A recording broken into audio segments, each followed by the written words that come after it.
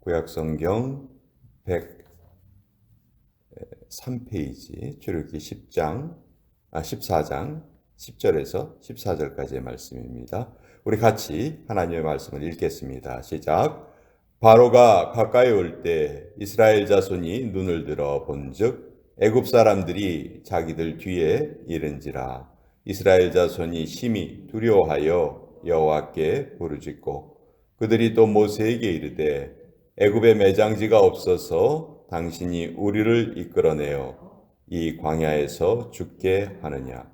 어찌하여 당신이 우리를 애굽에서 이끌어내어 우리에게 이같이 하느냐. 우리가 애굽에서 당신에게 이른 말이 이것이 아니냐. 이르기를 우리를 내버려 두라. 우리가 애굽 사람을 섬길 것이라 하지 아니하더냐. 애굽 사람을 섬기는 것이 광야에서 죽는 것보다 낫겠노라. 모세가 백성에게 이르되 너희는 두려워하지 말고 가만히 서서 여호와께서 오늘 너희를 위하여 행하시는 구원을 보라. 너희가 오늘 본 애굽 사람을 영원히 다시 보지 아니하리라.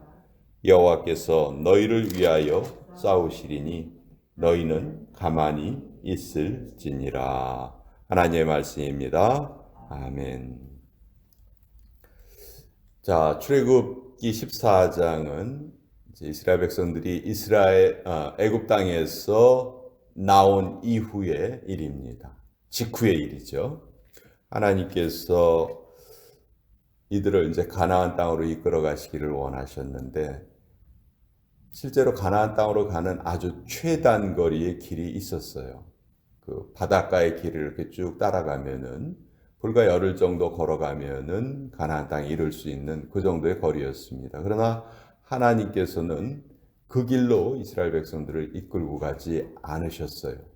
왜냐하면 거기에는 워낙 사람들이 많이 왕래하는 곳이고 또 그러다 보니까 수많은 그 산적들이 지키고 있는 곳이었고 이스라엘 백성들처럼 많은 무리가 움직이면 반드시 약탈을 당할 위험성이 컸기 때문에 하나님께서 그 길로 인도하지 않으셨습니다. 그리고 대신 이제 홍해 쪽으로 이끌어 오셨어요. 그리고 또 상식적으로는 잘 맞지 않게 바닷가에 진을 치게 하셨어요.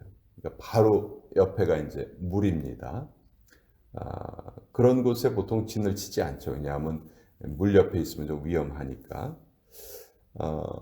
게다가 또 하나님께서 애굽왕 바로의 마음, 또 신하들의 마음 속에 어떤 생각을 심어주시냐 하면, 야, 우리가 이스라엘 사람들을 괜히 내보냈다. 앞으로 우리나라에서 허드렛 일을 누가 할 것이고 지금까지 우리를 섬기던 그 종들이 다 하루아침에 사라져 버렸는데 이제 앞으로 우리 어떻게 살아야 되냐. 안 되겠다. 다시 가서 붙잡아 와야 되겠다. 하나님께서 10가지 기적을 보여주시면서 그들에게 하나님이 누구이신가를 깨닫게 해주셨는데 애굽 사람들이 그것을 잊어버린 거예요. 그래서 이제 오늘 일이 이제 쭉 벌어지게 되는데요. 그럼 왜 하나님께서 이런 어려운 상황으로 이스라엘 백성들을 이끌어 가셨을까? 하나님께서는 특별한 목적을 가지고 계셨는데 이스라엘 백성들에게 지워지지 않는 경험을 하나님께서 주시기 원하셨어요. 지워지지 않는 경험이 이제 우리가 읽은 요 본문 바로 뒷부분에 나타나는 본문이 뭐냐면 우리가 너무도 잘 알고 있는 홍해의 물이 갈라지는, 그래서 그 바다를 가르고 이스라엘 백성들이 그 바다 밑바닥 땅을 건너는 일이 요 이후에 바로 진행이 되는데 그건 정말 이스라엘 백성들에게 지워질 수 없는, 잊을 수 없는 그런 기적을 하나님께서 맛보게 하시려고 일부러 이런 어려운 상황까지 이끌어 오신 거예요.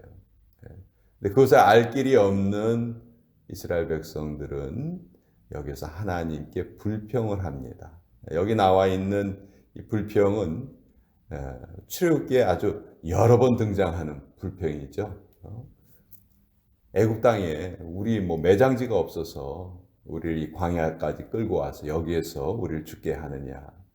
이건 정말 여러 차례 반복되는 이들의 불평인데 하나님께서는 그런 불평이 더 이상 생기지 않도록 그들에게 지어지지 않는 기억을 남겨주시기를 원하셨다는 거죠.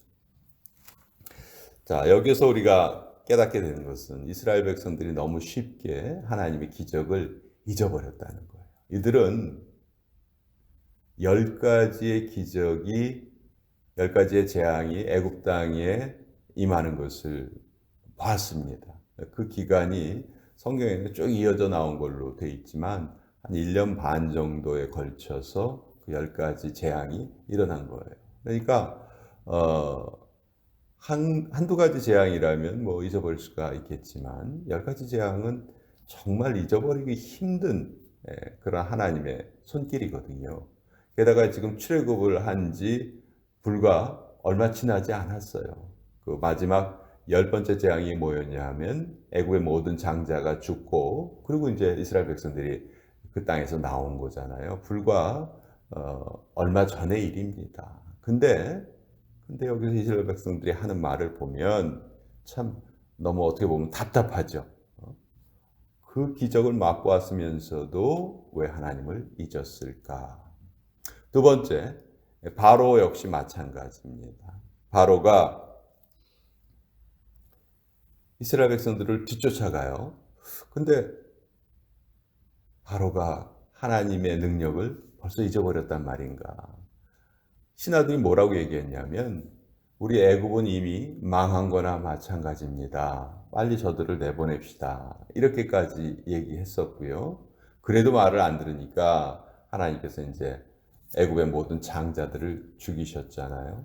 그날 그 장자들이 죽은 날 밤에 애굽 전역에 통곡 소리가 아마 그치지 않았을 겁니다. 뭐 한두 집도 아니고 모든 집마다 그런 비극이 벌어졌으니까 그들의 울음소리가 얼마나 컸겠습니까? 근데 바로가 그것을 너무도 쉽게 잊어버렸다는 거예요. 자, 이스라엘 백성들도 하나님의 돌보심을 잊었고 바로 역시 하나님의 능력을 잊었습니다. 그러나 한 사람, 이 모든 것을 다 기억하고 있는 사람이 있었어요. 그가 바로 모세였습니다. 모세는 13절에 이렇게 이야기합니다. 모세가 백성에게 이르되 너희는 두려워하지 말고 가만히 서서 여호와께서 오늘 너희를 위하여 행하시는 구원을 보라. 너희가 오늘 본 애굽 사람을 영원히 다시 보지 아니하리라. 여기에서 모세가 백성들에게 이야기합니다. 너희가 지금 가만히 서서 하나님의 구원을 하나님께서 우리를 위해서 베푸시는 구원을 여기에서 경험을 해라. 애굽 사람들이 우리를 뒤쫓아온다고 너희가 지금 두려워할 필요가 없다.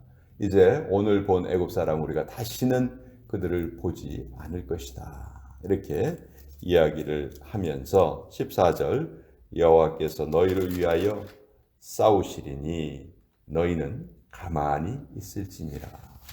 자, 13절에도 가만히 서서 또 14절에도 가만히 있어라.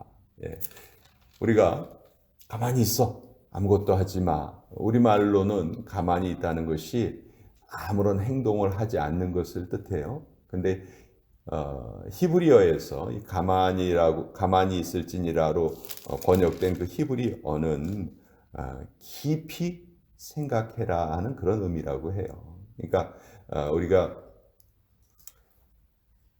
어려운 일을 당했을 때 가만히 있어. 아무것도 하지 마.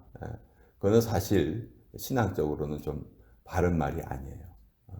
우리가 어떤 행동을 하지 않는다 할지라도 우리의 심령은 그 순간 아주 부지런해야 합니다. 아주 부지런히 깊이 생각하고, 깊이 생각한다는 말은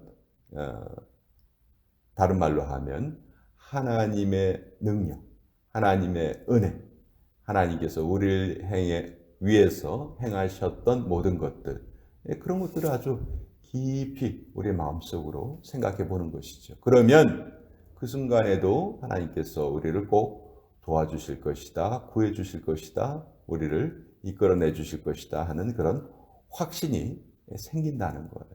그래서 아무것도 하지 않고 그냥 두 손 놓고 넋을 잃은 채로 그냥 그렇게 지내는 것, 그것이 가만히 있다는 말이 결코 아니라는 거예요. 우리가 신앙생활을 하다 보면 어려움에 빠질 때가 참 많잖아요. 그때 그 어려움을 우리는 어떻게 극복할 것인가? 가만히 있어야 한다는데, 이 가만히 있다는 것은 깊이 생각한다는 거예요. 그러니까 지금까지 하나님께서 나를 위해서 행하셨던 일을 하나하나, 받은 은혜를 하나하나 생각해 볼 때 반드시 그 과정을 통해서 우리의 믿음이 회복된다는 것이죠. 우리가 하나님을 제대로 의지하는 마음만 있다면 사실 이 세상에 두려울 것이 하나도 없습니다. 뭐가 두렵겠습니까? 도대체 뭐가 두렵죠? 하나님이 우리를 위하시면, 천지의 주인이신 하나님께서 우리와 함께 하신다면 우리가 두려울 것이 하나도 없어요. 어머니 품속에 안겨있는 아이는 바깥에 날씨가 덥건 춥건 어려움이 있건 없건 상관없습니다. 어머니의 품 안에 있다는 것 자체가 가장 안전한 곳이고, 또 어머니가 모든 것을 다 알아서 그 아이에게 가장 좋은 환경을 제공해 주실 것을 알기 때문에. 근데 그 어린아이보다도 못한, 아기들보다도 못한 믿음을 우리가 하나님을 믿는다 하면서도 흔들릴 때가 너무도 많다는 거예요. 그래서 오늘 제가 꼭 말씀드리고 싶은 것은, 어제 설교에서도 말씀드렸는데, 기억나야 돼요. 하나님의 은혜가 기억나야 되고, 하나님의 말씀이 기억나야 되고, 특별히 꼭 그 말씀이 필요한 순간에. 근데 우리가 믿음 생활을 하고 한다면서도 꼭 필요한 순간에 그 하나님의 은혜가 생각나지 않거나 하나님을 기억하지 못한다면 그거야말로 신앙생활을 잘못하는 것이 되겠죠. 다윗은 혼자 도망 다닐 때 이런 고백을 합니다. 시편 63편 6절에 보면, 내가 나의 침상에서 주를 기억하며, 그런 고백을 해요. 다윗은 지금 사울왕에게 쫓겨다녀요. 침상이라고 해봐야 제대로 된 침대에서 자는 게 아니에요. 광야의 돌무더기 속에서도 자고 불 속에서도 자고 정말 힘든 그런 상황이에요. 그렇지만 다윗이 이 시기를 이겨낼 수 있었던 원동력이 뭐냐면, 잠자리에 들 때마다 하나님을 기억하고 나에게 베풀어 주신 그 은총이 결코 헛되지 않을 거라는 그런 확신을 가졌다는 것이죠. 이것이 우리 신앙의 원동력이다 하는 것을 오늘 이 출애굽기 말씀을 통해서도 같이 다시 한번 새길 수가 있고, 또 지금 여기에서 불평을 했던 이 이스라엘 백성들이 홍해가 갈라지는 모습을 봅니다. 그 이후에는 이 불평이 사실 없어져야 되잖아요. 근데 이 불평이 또 계속 진행되는 모습을 봐요. 그것이 우리의 연약함인데, 그런 와중에서도 하나님께 선택받았던 모세만큼은 흔들리지 않고 그 광야 생활을 이끌어갔다는 것이죠. 그러니까 우리가 본받아야 될 믿음의 모습은 모세의 모습을 본받으면서 살아야 되겠다. 그것을 오늘 같이 한번 여러분과 함께 나누어 보았습니다. 자,